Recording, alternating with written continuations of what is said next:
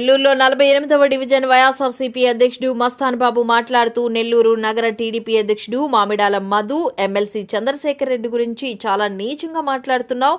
నేను నిన్ను అడుగుతున్నాను, నీ బతుకేంది, నీ స్థాయి ఏంది? మధు, నువ్వు మొదటి నుంచి చిల్లర పనులు చేసి బతుకునోడివి. క్వార్టర్ బాటిల్ కోసం కోటమిట్టాలో మా చుట్టూ తిరుగునోడివి. నువ్వా చంద్రశేఖర్ రెడ్డి గురించి మాట్లాడేది? మధు, ఇంకోసారి చంద్రశేఖర్ రెడ్డి గురించి మాట్లాడేది నీకు గొప్పగా సమాధానం చెబుతామని అన్నారు. అందరూ బాగుండాలా, అందులో మేము ఉండాలా ఇన్షాల్లా. అయితే నిన్న మన నెల్లూరు సిటీ వైఎస్ఆర్సీపీ ఇన్ఛార్జ్ చంద్రశేఖర్ రెడ్డి గారు రెడ్ క్రాస్ చైర్మన్ లాగా ఉంటే అది నిన్న రాజీనామా చేయడం జరిగింది చంద్రశేఖర్ రెడ్డి గారు. అయితే నిన్న ఒక చిల్లర నాయకుడు, ఆయన పేరు కరెక్ట్గా గుర్తు రావటం లేదు, మధు అనుకుంటా, మామిడ మధు, ఆయన మన నాయకుడు మైన చాలా నీచమైన వాక్యాలు చెప్పడం జరిగింది నిన్న. జగన్మోహన్ రెడ్డి దగ్గర కుక్కలాగా తిరుగుతున్నాడు, ఒక ఈడు వాడు అని. మామిడి మధు గారికి నేను ఒకే ప్రశ్నిస్తున్నాను. ఫస్ట్ నువ్వు నీ చరిత్ర చూసుకొని నువ్వు ఆపోజిట్ వాళ్ళకి విమర్శలు చేయటం నేర్చుకో. నేను కూడా తెలుగుదేశం పార్టీలో ఉన్నాను 15 సంవత్సరాలు. మొన్న కార్పొరేషన్ ఎలక్షన్ జరిగినప్పుడు పోలింగ్ జరుగుతున్నప్పుడు నువ్వు పోలీస్ స్టేషన్లో నాకు వేసేసారు అని చెప్తున్నావు. అప్పుడు నేను కూడా తెలుగుదేశం పార్టీలో ఉన్నాను కదా, అప్పుడు నీ గురించి నాకు తెలుసు కదా ఏం జరిగింది. అప్పుడు నువ్వు ఎందుకు పోలీస్ స్టేషన్లో వెళ్ళావు అది మొత్తం నాకు తెలుసు. వైఎస్ఆర్సీపీ దగ్గర కొన్ని చెప్పకూడదు, అందరికి తెలుసు అది.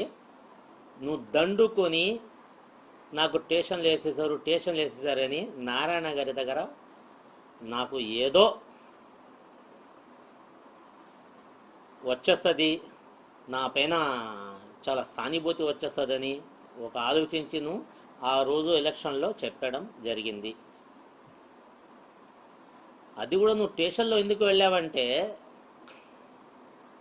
వైఎస్ఆర్సీపీ ప్రభుత్వం కదా ఉంది. ఇప్పుడు తెలుగుదేశం పార్టీలో నేను గెలిచి ఏమి పీకేది లేదు,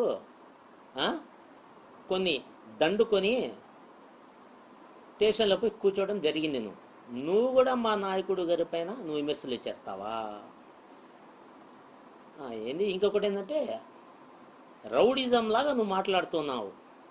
చంద్రశేఖర్ రెడ్డి గారు మీ కాలేజు రియాజ్ హోటల్ దగ్గర ఎలా ట్రాఫిక్ ఉందని అని చెప్పడం నువ్వు జరుగుతుంది.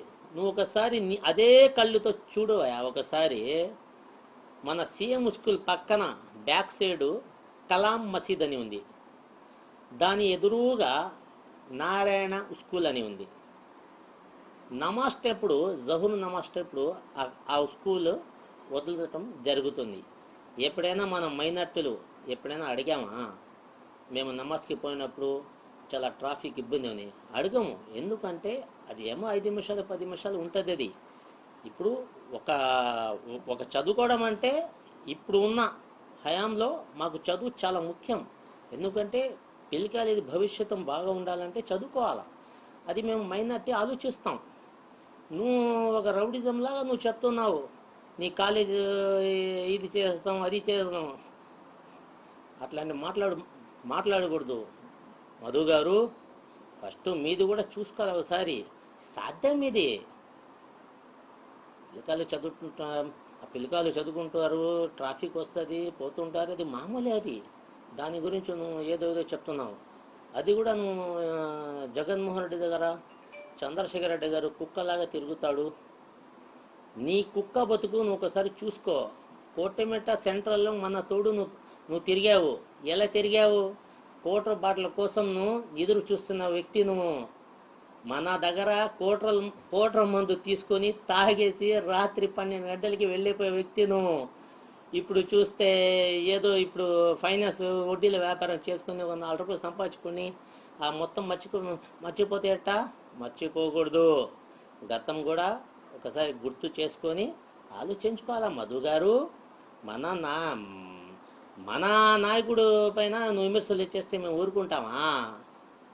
ఊరికదే పరిస్థితి ఉండదు. ఇంకొక కట్టుకో,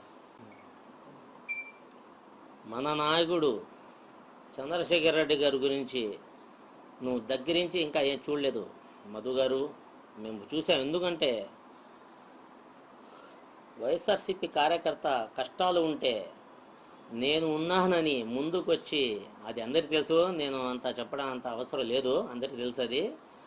నేను ఉన్నానని ఒక రాత్రిలే పగలలే వానాలే ఏ టైం అయినా నేను ఉన్నానని వచ్చే నాయకుడు చంద్రశేఖర్ రెడ్డి గారు.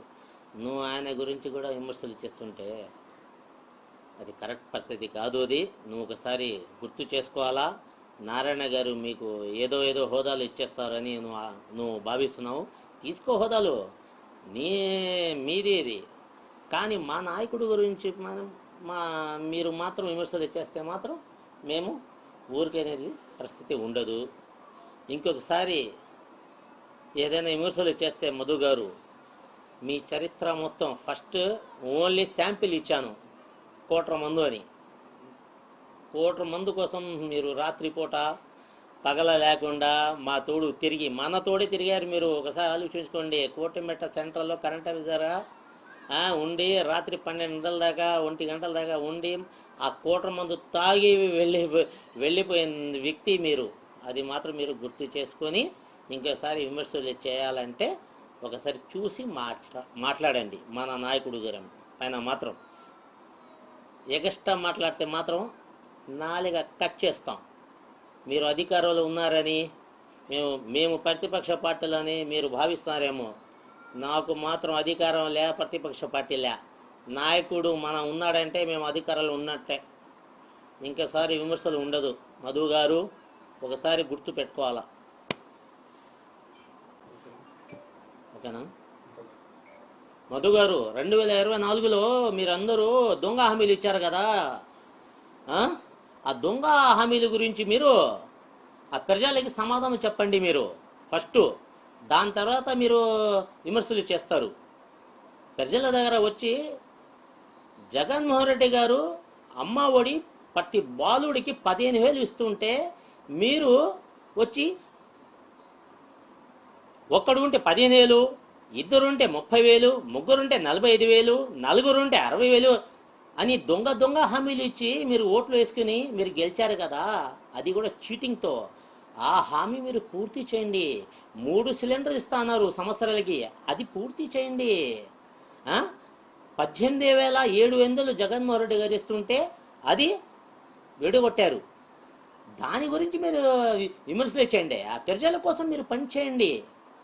అది దాని గురించి మీరు పని చేయకుండా ఈయన ఏం చేశారు, ఇది ఏం చేశారు, అది కాదు మధు గారు. మీరు విమర్శలు చేయడానికి ఫస్ట్ ప్రజల కోసం అందుబాటులో ఉండాలా, అభివృద్ధి అని ఒకటి ముందు తీసుకువెళ్ళాలా.